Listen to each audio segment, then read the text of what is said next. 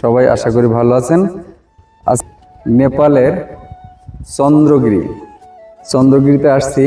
একটু পর আমরা উঠব ক্যাবিন, ওই উপরে উঠবো ক্যাবিনের মাধ্যমে। আর দেখতে পাচ্ছেন নেপাল অন্যান্য জায়গা ঘুরেছি, ওই জায়গাগুলো অনেক সুন্দর লাগছে। এখানে আরো সুন্দর লাগছে, মনে হচ্ছে যেন কত প্রাকৃতিক একটা দৃশ্য। দেখুন পাহাড়গুলা, আর সবচেয়ে বড় কথা হলো দেখুন পাহাড়ের শরীরের কেমন সুন্দর করে বাড়িগুলা করা, কত সুন্দর করে পাহাড়ের আনাচে কানাচে বাড়ি। এদের লাইফ স্টাইলটা দেখলে আপনারা আজীব হয়ে যাবেন। দেখাচ্ছি চারিদিকে ঘুরে, দেখতে থাকুন। কিছুক্ষণ পরেই আমরা যাব উপরে, ওখান থেকে একটা ভিডিও করব ইনশাআল্লাহ। আর এটা হচ্ছে সেই নেপালের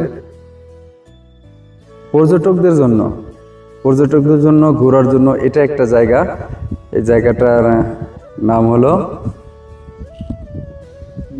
চন্দ্রগিরি। আসলে যে সমস্ত নাম খুব কঠিন ভাষায় নামগুলা, তো বলতে একটু সমস্যাই হয়, কষ্টই হয়। দেখুন আমি এখন ওই উপরে যাব, গিয়ে ওখান থেকে একটা ভিডিও বানাবো আপনাদেরকে দেখানোর জন্য, প্লাস নিজের স্মরণীয় করে রাখার জন্য ভিডিওগুলো বানানো।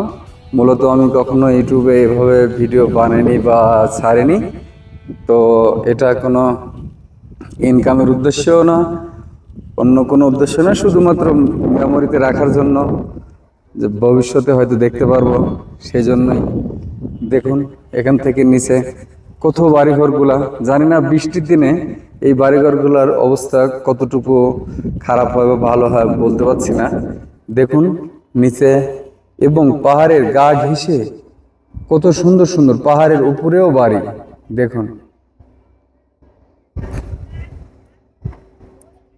আজব বিষয় এটাই হলো, জানি না এরা বৃষ্টির দিনে কিভাবে এখানে চলাফেরা করে, কিভাবে চলে, এই ধারণাটা নাই। তো একজনকে জিজ্ঞেস করলাম, এক নেপালিকে, উনি বলল বৃষ্টির দিনে নাকি এখানে রেড সিগন্যাল চলে। এখন উপরে যাব, তো উপরে গিয়ে আবার দেখাবো আরেকটা ভিডিও। দেখুন বাসও আছে, বাস উপরে উঠছে, কত সুন্দর দৃশ্য, মনটা ভরে যাচ্ছে। আসলে এই দেশ বিদেশ ঘুরলে অনেক কিছু দেখা যায়, অনেক কিছু শেখা যায়। অ্যাকচুয়ালি শেখার জন্য, দেখার জন্যই আসা। ইনশাআল্লাহ সঙ্গে থাকুন, আরো বিভিন্ন দেশের ভিউ দেখানোর চেষ্টা করব ইনশাআল্লাহ, যদি আল্লাহ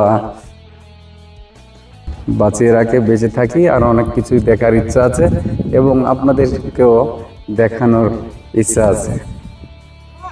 ভালো থাকবেন সবাই, আল্লাহ হাফেজ।